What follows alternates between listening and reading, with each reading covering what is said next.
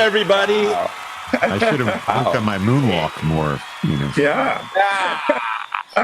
It's 8 a.m. to play that, or what? That's a wake-up call. I just had a coffee. Yeah. That's your new alarm You need clock. to warm up your fingers. Yeah. Wake up, everyone. Exactly. Wake up. Yeah, and welcome to our 4th anniversary episode of IoT Coffee Talk. Wow. 4 years, people. Pretty crazy.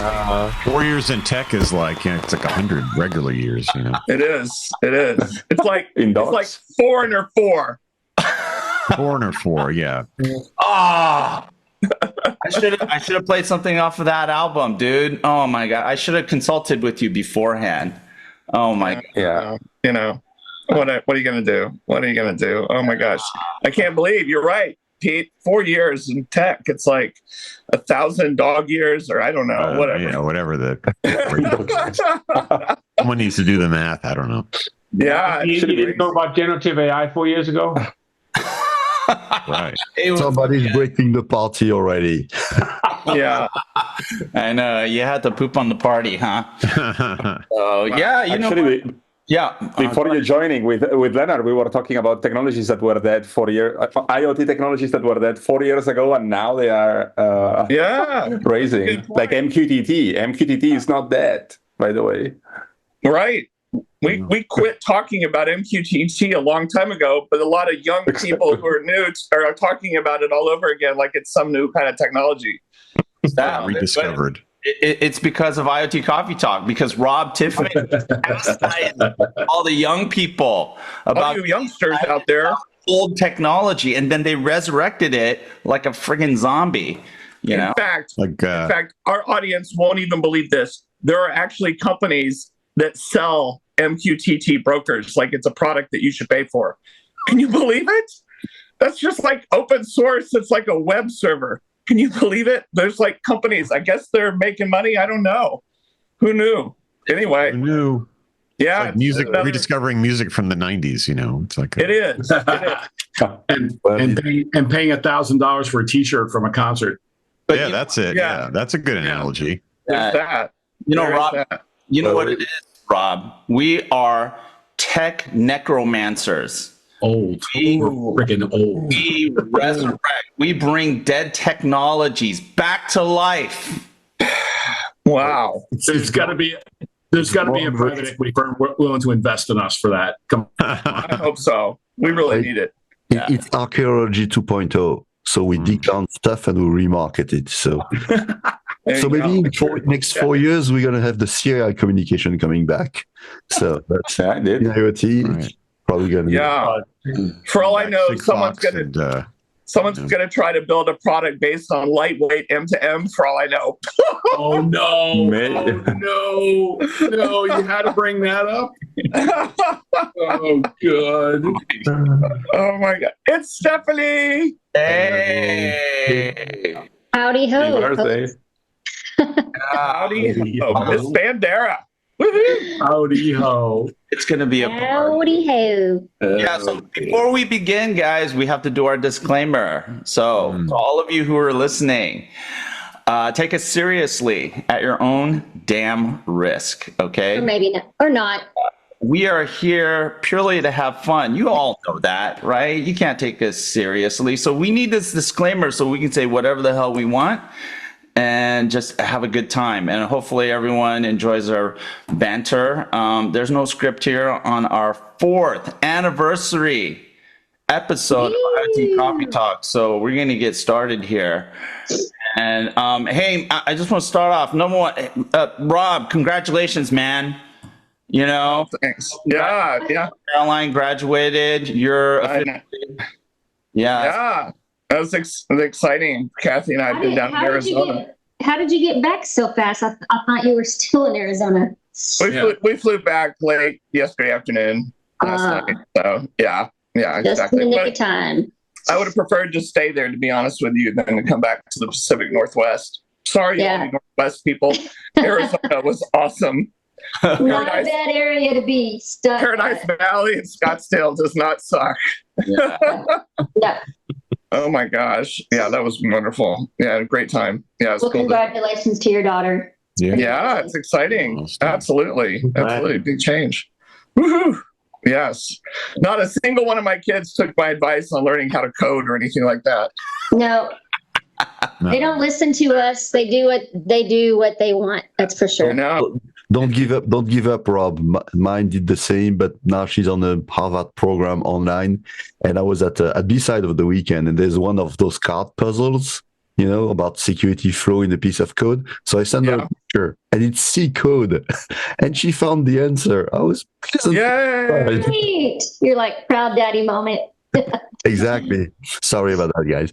No, it's good. Kids need to have a backup plan because they're going to go off and do whatever crazy stuff, and it might work out. But if not, write some code. Fundamental code for food, whatever it takes. For food. Well, here's the new one. He's a new one. I write GenAI prompt for food. Yeah, there you go. No, you're right. That's the new cardboard sign. Or I take GenAI prompt and I fix it, and then I hand it off to you for food. For food. And that's just a good reminder for audience who are dabbling with generative AI and doing all these prompts using Claude or ChatGPT or one of the others out there, Gemini. You still actually have to know kind of the answer in advance to make sure that it's not lying to you. And I know we've talked about this before in hallucinations, but that's kind of this weird thing in the background is you actually technically need to have some expertise in the thing you're asking a question about. Because you actually have to verify that it's the correct answer. Because a lot of people who don't know any different, they're like, I just wrote this whole report for a customer on all this stuff, and half of it's la la land. I have a great story. So yesterday I was in the A&M 2028 forum or whatever, because there's a lot going on with my kid too. But that was a professor chimed in and said, "Hey, all you incoming freshmen, I got some news for you." And he started going on his rant about AI. He said, even on the syllabus, as I put no bots or no AI generated reports, he said, we're getting like flooded. And he goes, and it's not even just like half of it. He's like, they're turning in full-fledged reports in college that are completely AI generated. And they have software at these colleges that check for bots. And these kids kind of like, they should know that. And he's kind of like giving the warning for the next generation coming in, like, stop doing it. We know what you're doing. We can find it out. You're going to get a 0. You're going to fail. Yeah. Well, here's the other thing, Rob, I'll add on to, you need to know what you're doing or be somewhat of a knowledgeable in a domain in order to vet the output. But you also have to be pretty, expert to ask the questions, and that's something that, in RSA, it became very evident because if you go and you look at, when you look at what Microsoft has tried to do with Copilot, what did they do first? They did GitHub, and then they went to security, right? Guess what? The security stuff, regardless of which booth you went to, very weak. And a lot of the ISVs that I thought were going to just put it front and center didn't put it in front and center. Wow. Right? Because they know the output. And they don't want to give this to some junior person who doesn't know the questions to ask and then introduce just disaster into your security environment. Yeah. You know what I've enjoyed lately on the LinkedIn machine, our friend, Dean Bubbly, tech analyst, I've seen him calling out people where he goes, dude, it looks like the whole thing you wrote was generated by AI, or it looks like your comments were just an AI summation. You don't even sound like a real person. He's just like totally calling people out. It's hilarious. Yeah. He's quite right. You got to call him out for using Midjourney or whatever that thing is. His artwork. Yeah, the artwork is pretty impressive, man. Pretty impressive artwork. But Stephanie, it looks like crap. Knock it off. Yes, Stephanie, I like your point, but I think there's also a big danger in the education system of combating these systems. Because the way I think about it is that if they keep on asking questions that students can find the answers very easy with GenAI and good answer, they should start asking other questions. Because what do you think the businesses are going to do? The businesses are going to replace people with trained to answer those questions by AI because AI can do that. So this kind of trying to block students for using GenAI thing is just a kind of it's really changing the teaching method. Exactly, because so you're saying maybe incorporate some projects where you do leverage GenAI, or maybe prove its accuracy, or prove or bring back oral exams. You have to stand in front of the class. I actually think that even fundamentally, it's a great opportunity because the value of GenAI, if you feed it with the right data, with domains that are known and proven, the AI is better than human. So use that and try to solve new questions. Because that's the problem of our education system. We ask students to solve problems they've been solved a gazillion times. But here's the thing. Here's the thing. When you go to school, when you go to college, you go there to learn, develop skills, ideally, right? I mean, most of us partied and went to the beach and attend class. That's not ideal, but, I mean, AI is a tool, right? It's always going to change. Exactly. So don't treat it as the core curriculum. It may be an elective. It could be like a course, class, but don't make it the mode of education. Why not? Why not? It's going to be the mode of business. Because the books, but Leonard, the books were productivity. It's not before about the books had the truth. Huh? The books had the truth before, right? So teachers were asking what was written in the books exactly like the books or the authors of the books were writing that. So I think it's also about learning how to learn and learning how to build learning skills, critical thinking skills. And so actually, I think like Cliff Notes on steroids. Like we use. Yeah, I mean, there's always been Cliff Notes and reading the back of the book for your book report in fourth grade and stuff. It's just a much more sophisticated version of that. Learning how to do research, also a skill. It is. Yeah, finding, learning how to learn, learning how to problem solve. You never acquire that skill. Like, that cut and paste off of Google. They didn't. Some of them don't know how to do research. But backing up with into those kind of kids, a generation coming into consulting that couldn't do basic consulting stuff. Then we go back to and Marc with the books though. Is the college library a relic, or are we never going to see college libraries because of that? Well, the colleges are already shifting their textbooks to digital and online versions that you can rent. So they're already, it's already common in college to not have to have a book in your hand, but to look at it through digital formats. Mm-hmm. Yeah, but instead of digitalizing the books here in Barcelona, what the City Hall was trying to push towards public schools is to convert the libraries into a library and a maker space together.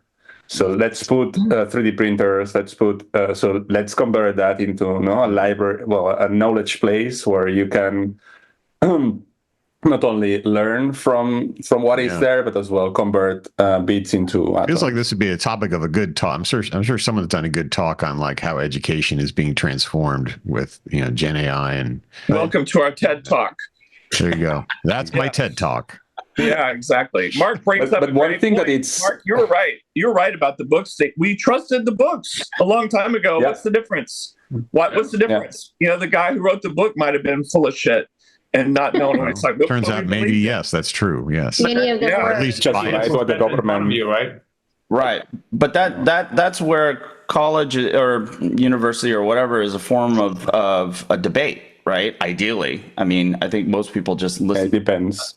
Yeah, it depends if you go to a religious school or not. If you go, no, depending. So, but something that foundational that needs to change, basically, is that in schools, basically, you are trained to answer questions. Yeah. And I think it's even now it gets more important, but I'm learning this with the years, that it's more important to know how to make questions than answering the questions, right? Yeah, and now it's even more important, right? It's what you were saying before. I feel bad for all those kids that know how to do the right questions. That use Gemini to make illustrations of the founding fathers in their book reports. I feel bad for them. Ouch. Yeah. Man, that backfired big time. Right? And hey, Marc, Marc, your point about that is interesting because Bye, Dimitri. Yeah, I can't stay long. Bye, Dimitri. Right. For coming. Missed you at RSA, dude. Sorry about that. Sorry about that. Next time.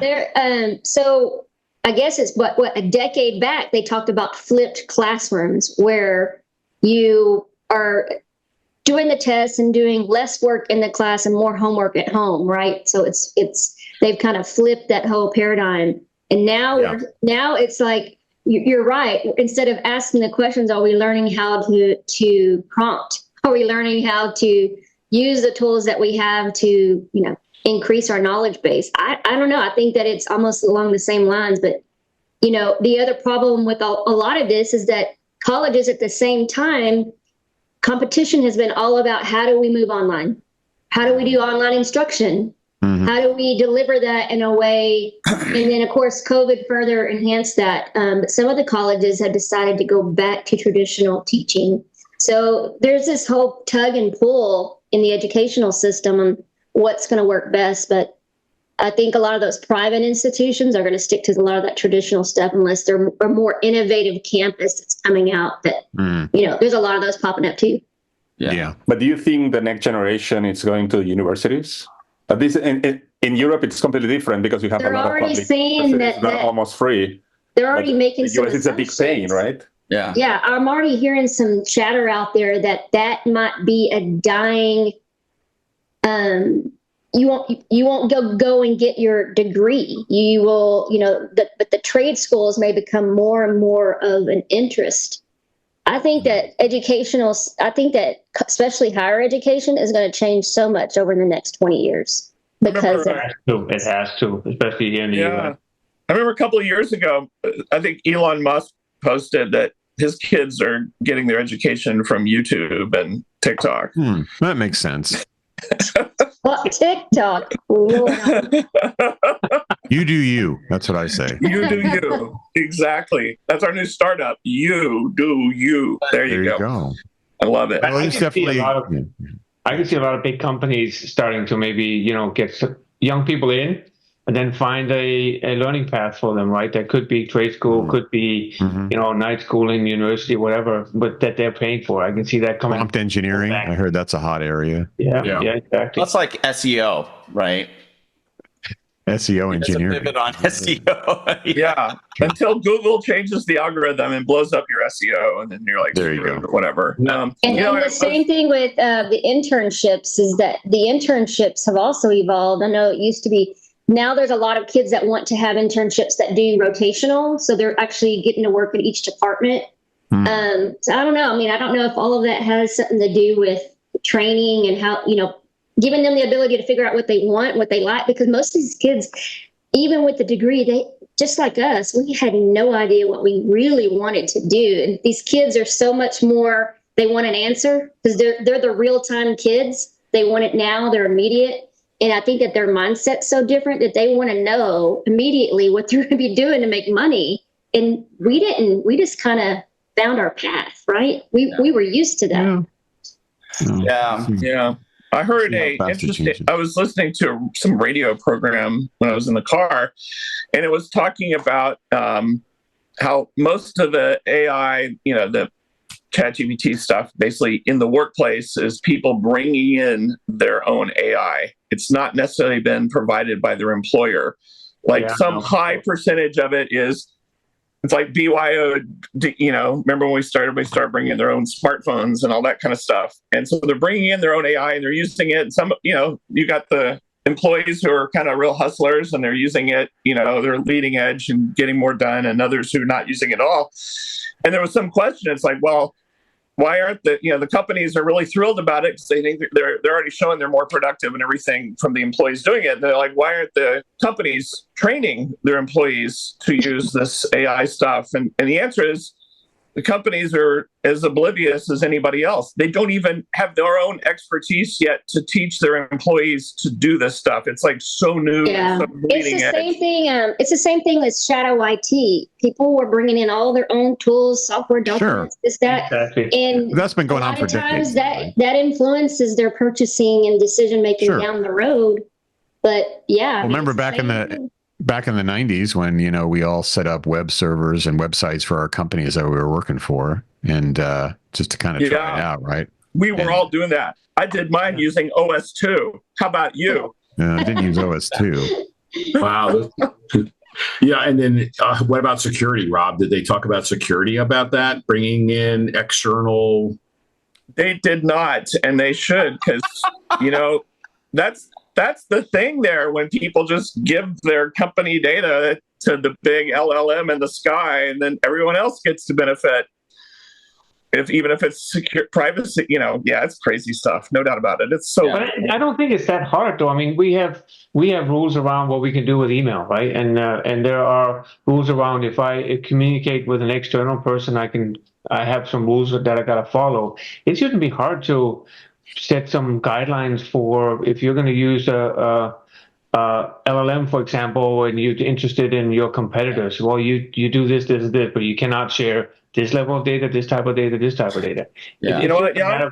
Because again, if you don't start there, you're going to get what you're talking about. Exactly. Well, everybody else is going to take their data out on their own phone or computer and go to another LLM externally and get the job done. Yeah. The problem is they're not proactive. They're generally reactive when something crazy happens. Oh, yeah. Maybe I was at an event last night, and somebody was telling me that their company has locked down everything AI, right?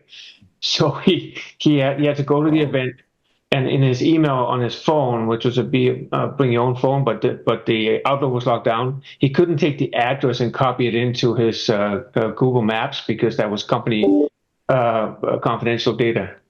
So he had to enter it manually while he was driving to get to the place, which was not really safe. Well, I was at RSA looking at exactly this stuff.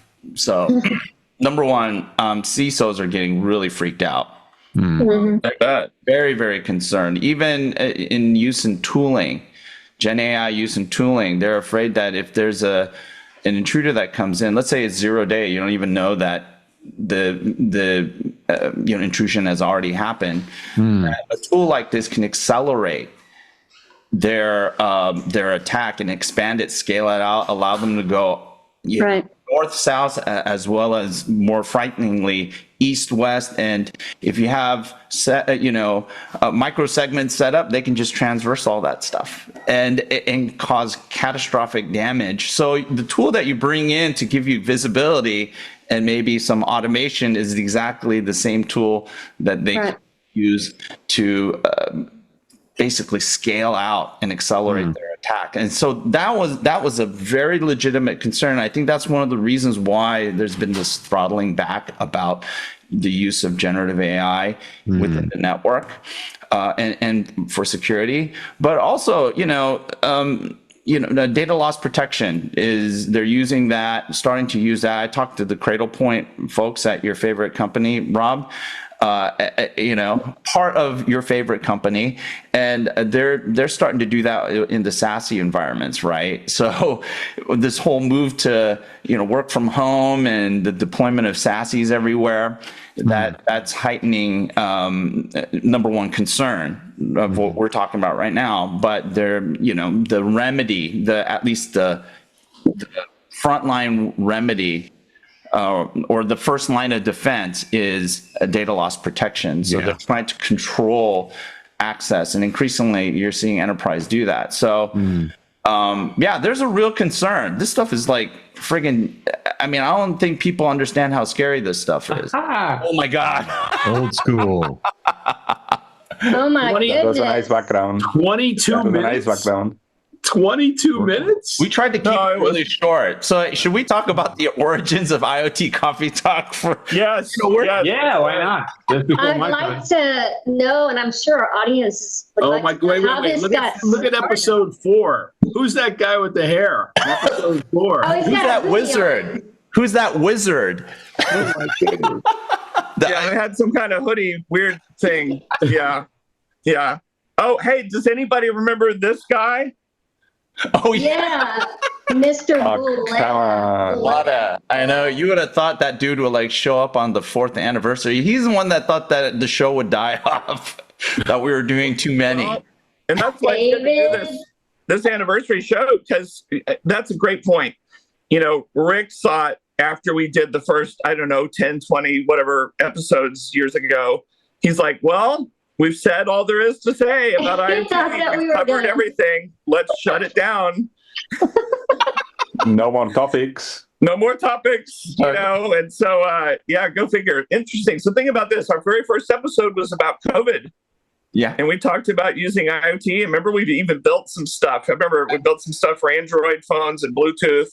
Remember the whole deal about detecting if someone yellow zone, red zone type of, segmenting. I don't think I joined till like episode 7 or 10 or something like that. I missed. You were there. The launch.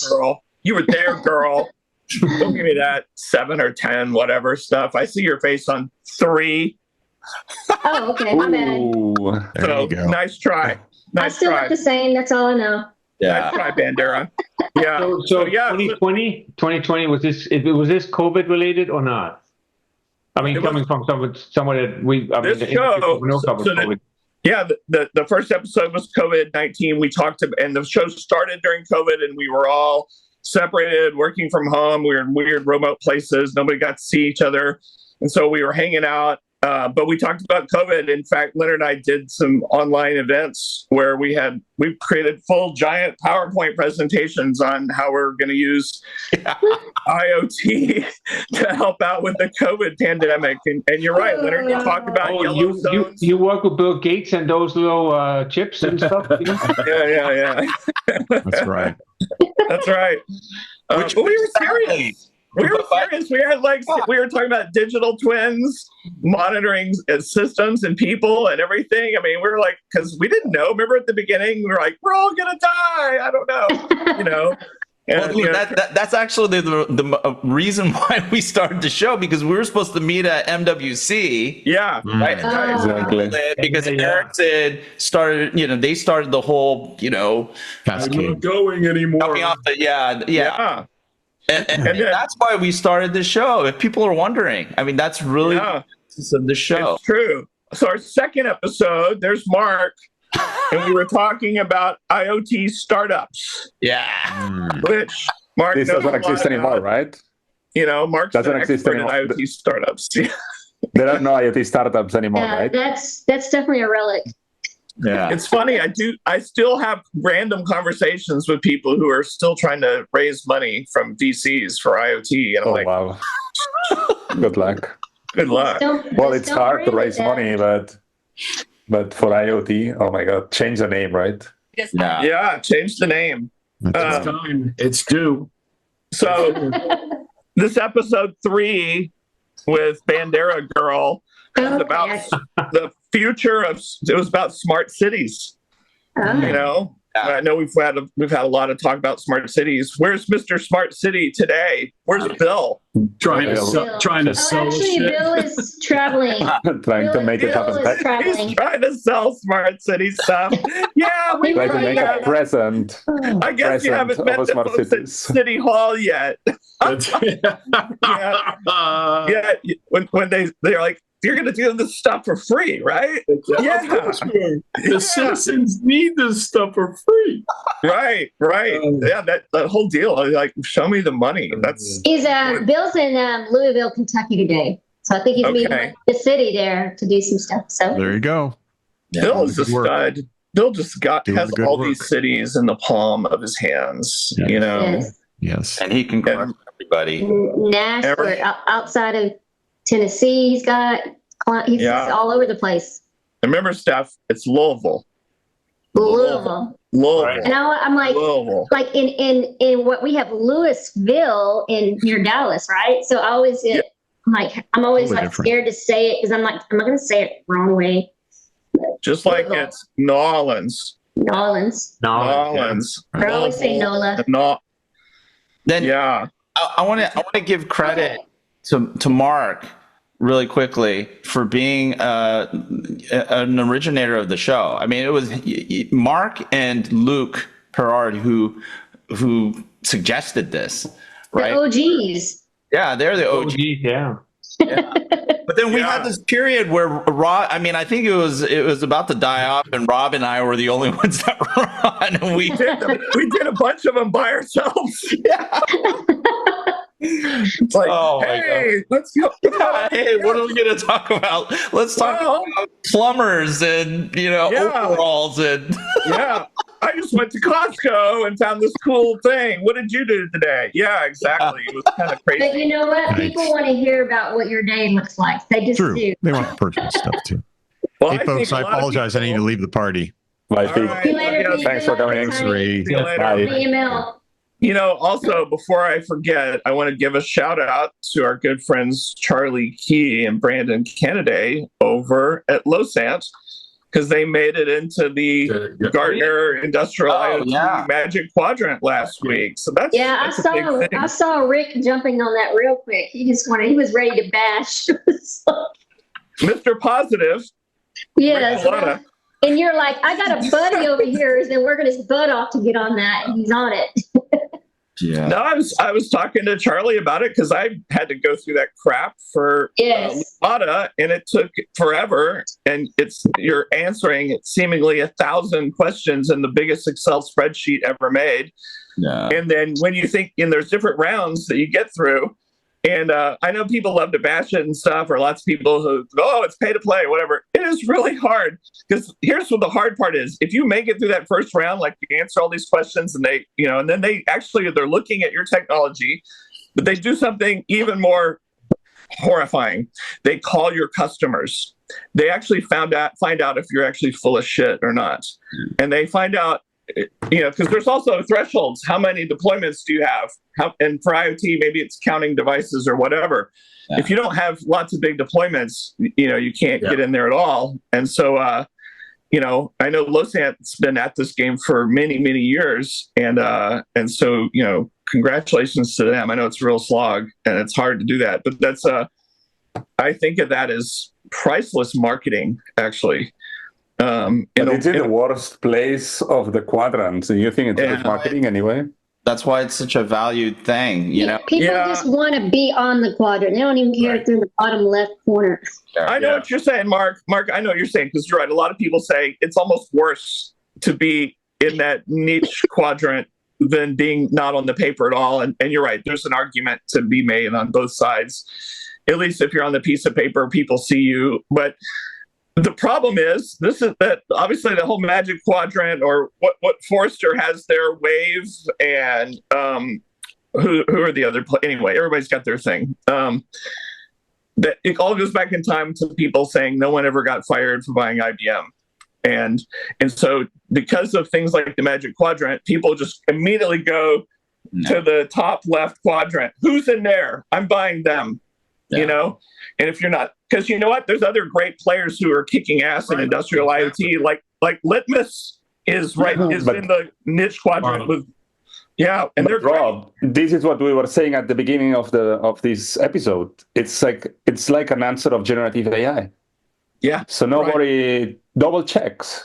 You're right. I don't know. I this as a holy grail.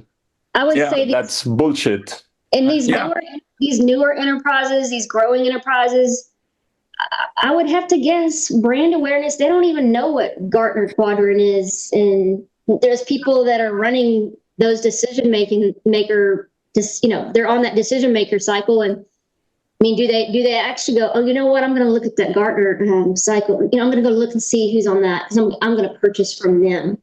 I don't know. Like, I don't know if we're there like we used to be. I'm curious if Gartner does some kind of survey of enterprise purchasing decision makers and influencers and ask them those kinds of questions. Are you aware of Gartner Quadrant? And, do you use this to make your decisions? Is it an influence to your decisions? I would love to see that result. They have a captive audience. They have a lot of end users, subscribers. They do help a lot of the let's call them tier one. No, CIOs who need help, and it could be of any size company, even the big ones. Some people get plopped into the CIO role, and they might come from the infrastructure side of the house. They don't know the other parts.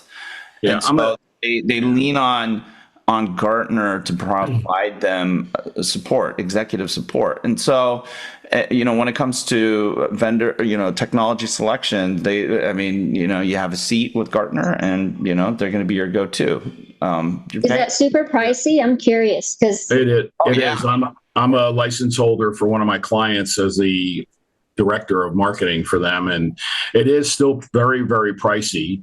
And if you don't, and Rob, like you said, if you don't have experience having dealt with them and analysts and their program and the research and getting to that Magic Quadrant entry point as a client, you're screwed. You'll never. It is very, very difficult to get through the process. And I try to tell them that, guys, you can spend the $60,000 to $70,000 to do that, but you're still looking at the idea of the time, energy, and effort equals what? Revenue? Are you trying to get revenue, or are you trying to figure out brand awareness? Yeah, exactly. What's the return of investment? What do you think it's a return of investment? How much I think the total investment is so far? No, the return of investment.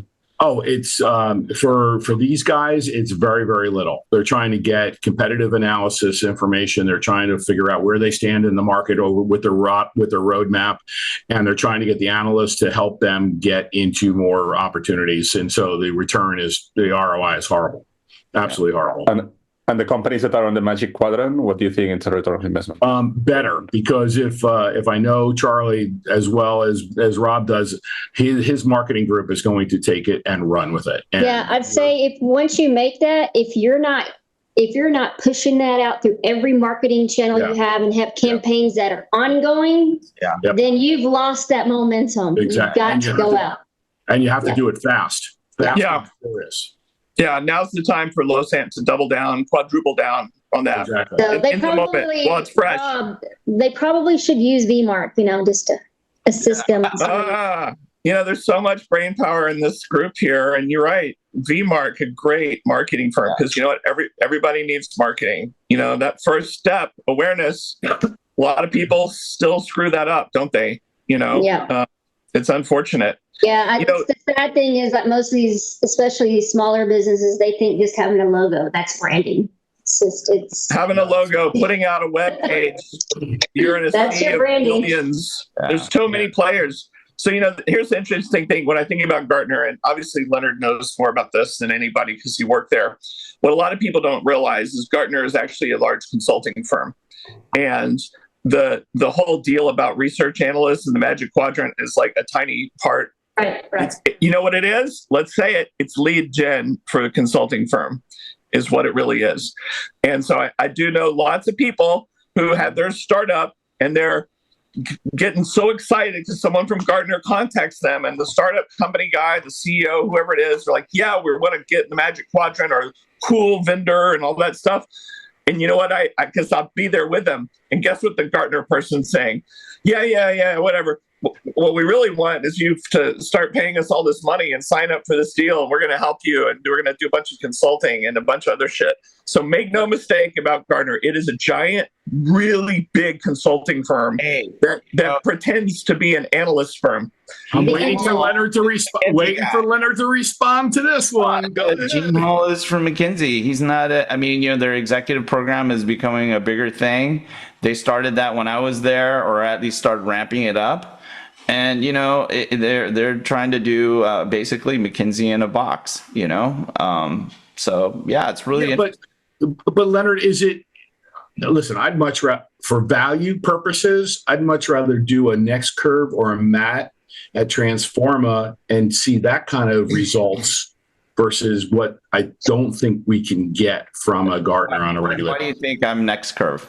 I understand. I'm pitching you at the same time I'm praising you. I do stuff I guarantee you that none of these big firms can do. So exactly. And you know what? I would add to that Compass, we've had our awards program for 10 plus years back when it was M2M. And you can bet your ass, those customers that come in on that list, they end up figuring out who we are, and they start learning about what we do. And I do a lot of projects with those guys that I had never even knew who we were before. So it's part of it's part of our own brand awareness and getting our name out there. But yeah, it's lead gen as well for us. So if you can get smart about that, use it. Yeah. Yeah. Look who dominated the early days of IoT Coffee Talk. Hey, how does it pick up why would it default to my picture on all of those? That's just strange. No, well, YouTube thought the algorithm thought that the rest of us were ugly, so they said, let's just focus on beauty. They were right. Yeah, but you're right. Those early episodes too, the photos that were going on for the LinkedIn deal, we weren't doing gallery view. Remember, it was just at the time. Yeah. It always picked Stephanie. That's hilarious. Oh my God! Here, we got to mix it up a little bit. Can we get another face on there, please? Yeah. Hey, but oh my God! I have a question. By the way, damn you, Yen, for starting off the conversation with friggin' GenAI. Come on now. I mean, it's like you desecrated our 4th anniversary episode by doing that. Leonard's like, you're tainting. Yeah, man. But you know what? I wanted to ask you, because you're like one of our newer guys on the IoT Coffee Talk crew. Man, give us a sense of when you started plugging in and figuring out how ridiculous we were. So first of all, when I had the question about how you started out, remember we started out in Clubhouse. Exactly, and then we kind of grew up from there. And so we had Rob on a couple of times talking about digital twin. That's where the whole thing about digital twin for tracking people in hospitals. We had all kinds of interesting conversation. And then I think we had a joint live stream with you, Leonard. That was pretty good. And Martin. Yeah, exactly. Yeah, exactly. Oh my God. And I think we had another one too with Ira as well. And so yeah, and then I started listening to you guys and found you pretty funny. So that's thanks for inviting me. Thanks for not informative. No value. No value, but funny. Funny, informative, but it's informative in a funny way. Yeah. That's better. You're right. That when we think about the dark days of COVID, which was kind of how we got started, but Clubhouse launched Clubhouse into the stratosphere, because all of a sudden it was a new way to communicate with people in real time, and it was new, it was different, and it had a lot of success early on. And you made a lot of they actually benefit a lot from the way they built the app, because it wasn't like here you can. With IoT Coffee Talk, I'm going to look at it on YouTube later. And when they originally started, if you missed out, you're out. Sorry, you were out. I mean, if you didn't realize that Rob and Leonard was on talking about whatever, right? You missed out. You're just going to not. Yeah, I think the one way they did their best to get around that was if you were a follower or a friend, whatever they called it on there, then it would give you a notification that, hey, Rob's about to speak. Right. Just join this session or whatever. Exactly. I was so excited about Clubhouse that I remember it's like, hey, Leonard, let's do a simulcast. Yes. Recording this. I remember that. Which episode is that? Like a disaster. We had our smartphones sitting in front of us, each one of us in Clubhouse live while we're recording here. So ghetto. Didn't you get dinged for that? Didn't you get dinged for that? I remember Clubhouse was dinging people for recording it. But we tried to find a back way to do that, and it was not cute. Because I'm such a pseudo guerrilla marketer, just trying to be like Stephanie. And I was just like, we need to get our broadcast in as many channels as possible. And Clubhouse was hot. And I thought, what we can do while we're doing our YouTube and live, we could stream there. Was it Twitter? Is it Twitter? It's called Spaces. Yeah. They try to, I mean, I don't know. Do any of you guys use that or see, is it still working or functioning? It's still working. I look in there and it's either Elon talking about something or Robert Scoble or somebody, talking about whatever. Well, all that stuff just got really Jerry Springer really quick. Throwing chairs. That's a great it's like way to say it. IoT Coffee Talk on Clubhouse has got 220 members. Whoa. Really? Whoa. Way back when. Yeah. Whoa. 20 members. Do we need to revive it? But there's no chats here anymore. Yeah. That would be I think Clubhouse is trying to revive a little bit. We revived it and nobody came. I don't know. Yeah. You remember they're trying to revive it. I've had no notifications, and then suddenly, like a week ago, they started come up with notifications again in Clubhouse. I guess they're trying to do something. That's also where I met Ryan Treese. Yeah.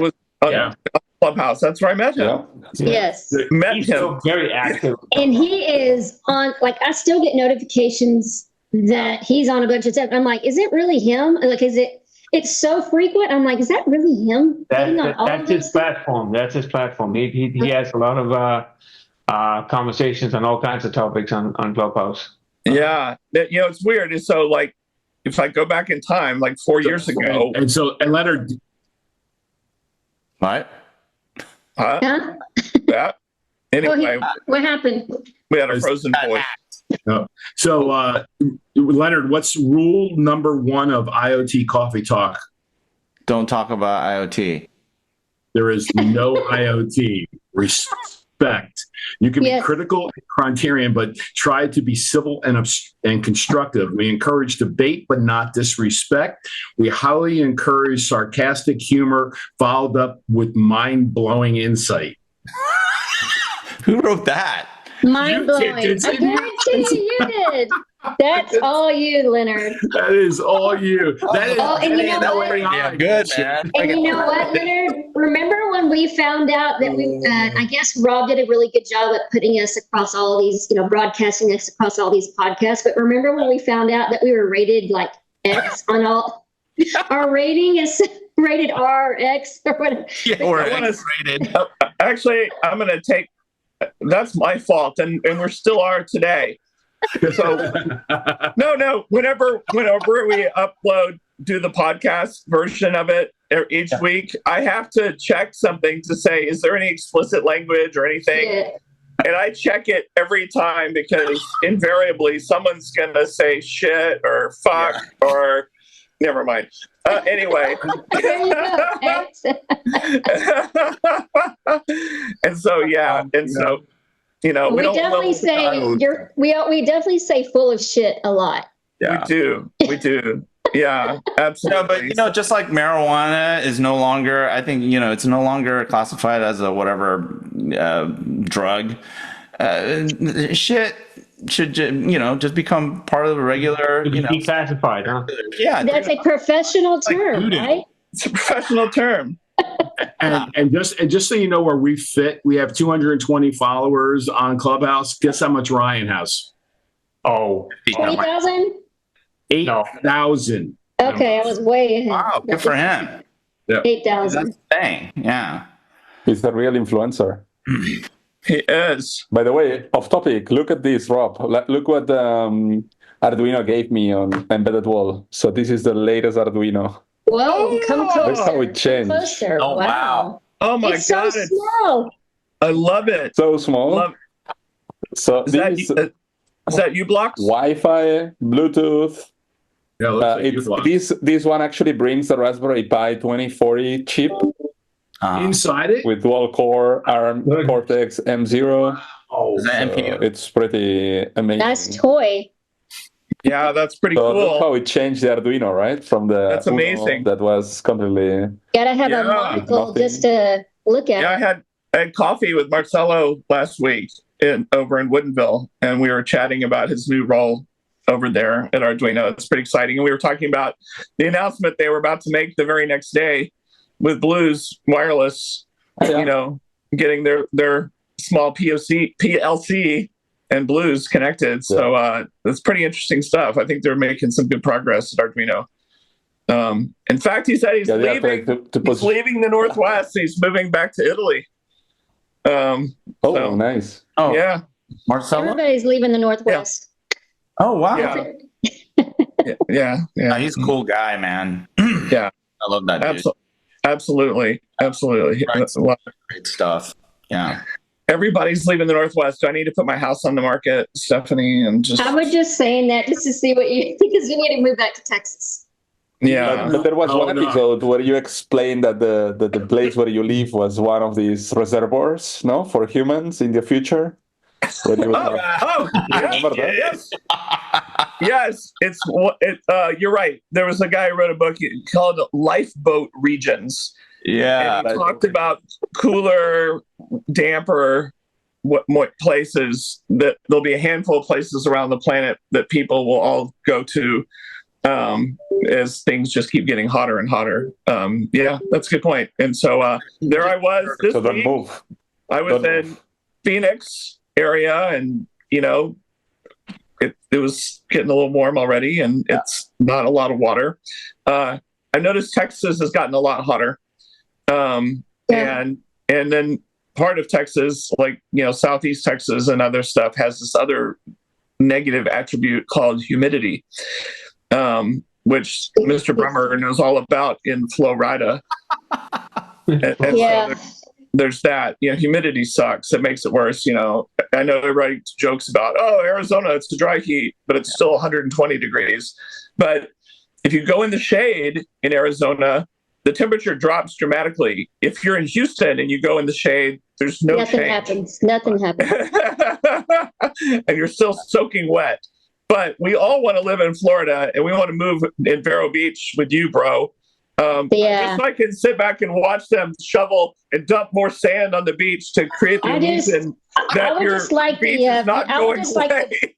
All I can say is thank you, taxpayers. Thank you, taxpayers. That's it. Creating the illusion. Okay, everything in Florida is an illusion. Yeah. Yes, and we kind of dig that. And you for one would be very welcome in Florida. I love Florida. And as my favorite bumper sticker I saw, and I've shown it to Steve before, when I was in Key West, there was some store, and it was just called "Make America Florida." Florida. Marc's facial expression. And I dig that. I'll probably get shot through the window by a drive-by here in the Pacific Northwest when I say I love Florida, y'all. I love it. I love Florida. Y'all. Yeah, I love Florida. They'll be protesting in front of your house. Exactly. Yeah, you're right. The negative thing about Florida, and all about this, Mr. Bremer, because you live it, has to do with homeowners insurance. It is. That's the one strike. Again, what's the deal? What's the deal with that? Do they have state taxes in Florida? No. Okay, that's good. The litigation is so expensive in the state of Florida, and it's causing the rates there. It's not necessarily the hurricanes. It is the insurance companies are getting sued every friggin' day by everybody known to mankind on their homeowners insurance because, I gave you a check for this amount, but the building costs of this amount. And so they're suing for that gap, and the litigation is through the roof. But it'll continue. It's just stupid. But remember, you don't need it if you have no mortgage, right? So if you own your home outright, you don't need homeowners insurance. Nice. In Florida. So as long as you have enough money to rebuild. Right. That's so does Florida, isn't there like a state-run insurance of last resort or something? It's the biggest one in the state because we just lost another 12 insurance companies in the state of Florida. So I mean, they're bailing like this on tomorrow. So it's I mean, and it's so screwed because I got canceled in October for my January renewal. And then all of a sudden, December 15th, after my broker found me a new policy, they basically said, oh, no, you're not canceled. We're going to just increase your insurance. And you sit there and go, okay, well, do I stay with the same one? But it's a racket. It's an absolute friggin' racket. DeSantis has tried to do a job of legislation, but it's a bad political topic. Yeah. Yeah, I hear you. About this. Nobody wants to assume it, especially if it's nasty risk. Everybody's high risk. Well, I mean, the more people that come to live there, the more effect. Because I mean, the hurricane's inevitable, right? No matter what the hell we do, it's coming. There's nothing you can do to stop it, right? So you just sit there and go, okay, well, with another 500,000 people coming into the state, what happens? Like the guy I had work done on my cage above the pool. The guy goes, I said, what happens when the hurricane comes and we all lose our cages? He goes, oh, you'll be without aluminum for 2 to 3 years. Woo! Wow. You will have mosquitoes in your pool for the next 2 or 3 years after you do that. No seals. Well, you know what's going on? You know how I told you guys I went through that hail storm or whatever, and my car's been in the shop for like 2 weeks. Well, they just called me this week and they're like, okay, there's a lot of bad weather going on around the United States. And so as a result of that, both your hood and your glass, it's on back order from GM, and we don't have any idea as to when it's coming in. So come get your car because it's just a hurry up and wait. Yeah. And that they said there's so much going on around the United States right now with weather that they're dealing with this in the vehicle market that they just can't get access to parts to replace. And my car is kind of still considered new. And so there's not a bunch of salvage around either. They can't really find anything. So I got to see her car. Her Tahoe. You did? I did when we went wine tasting, and I saw all the little dimples in it. From the hail. It sucks. Yeah, it's scary. Normally, and with those new windshields, they have a lot of sensors in them, so they have to recalibrate them, and they cannot. And GM requires you to use their glass because of the risk using someone else's. So oh my God. Yeah. That's tough. What sensors do to the vehicle. The dealership or the actual OEM, ends up owning that replacement part because they just take over. Yeah. Interesting. Wow. Not like the good old days in that last century that we came from, where you can fix it. You went and got to the pick apart in the junkyard, put it out, put it back in. Yeah, you go over to Sanford and Son and pick up the stuff. Oh, that was such a good show. So good. So good. I'm coming extra. Oh, goodness. 400. All right. Well, this is you can always come down to Florida and go to my, I'm playing in the Masters National Championships this week. Oh, wow. In South Florida. So it's still going on. Yeah, this is a new one. We won the Pan American Games 3 weeks ago, and now we're in the USA National Championships this week. So that's awesome. And then I'm done. I'm taking off for a while. You've been busy for a while, so yeah. I'm in too good shape. I got to stop. I got to go back to eating and drinking. Oh man. Well, I've lost 18 pounds. So awesome! Look at you. That's great. I'm on a very health conscious mission because I had horrible art results or blood results that scared the crap out of me. Yeah. So here I am, finally getting my act together. It takes blood results to wake me up. Yeah. Right. Yeah. Well, then good. I'm glad that happened. Yeah. I got 20 more to go. Text me your diet plan. I need to do that. Big we all do. Eating clean, no fast food, no fried food. Yeah, you gotta live like Steve. Steve's living the healthy life. Play basketball. Yeah. Calories in, calories out. Saturday afternoon, Leonard. Sunday comes, my fat ass is on that couch freaking eating. Netflix. That's where I want to be. Yeah. Oh, God. All right.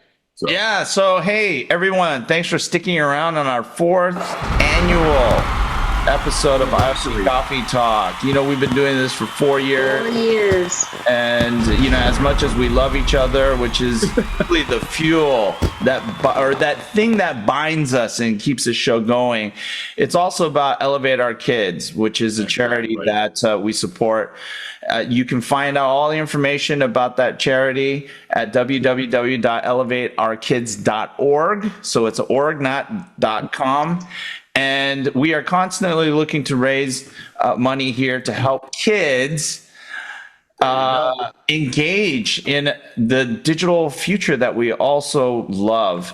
And what we really want to do here is bridge the digital equity divide so that we can be inclusive, you know, and have kids in underserved and unserved communities have a chance just like everyone else. So it's something that we think is really important.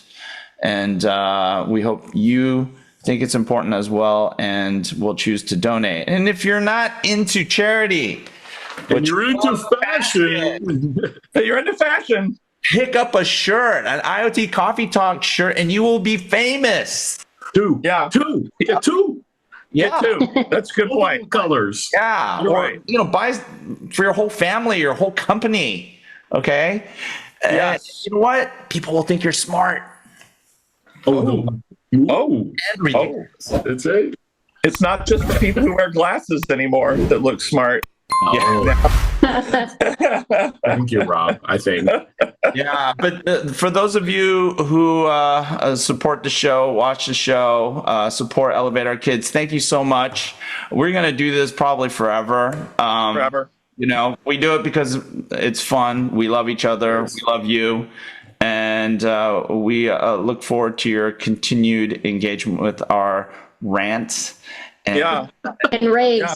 Because it'll be really interesting in the future when newer generations are still watching us and they get to watch Leonard literally give his last breath of life on the show. And then, you know, big ratings for that kind of stuff. Big ratings. So. He'll be an AI generated Leonard. Yeah. We'll have enough content where that can happen. Yeah. Create a model. Okay, everyone. Thanks a lot. We'll see you. See ya. Same on the other side. Bye. Same IoT Coffee Talk channel.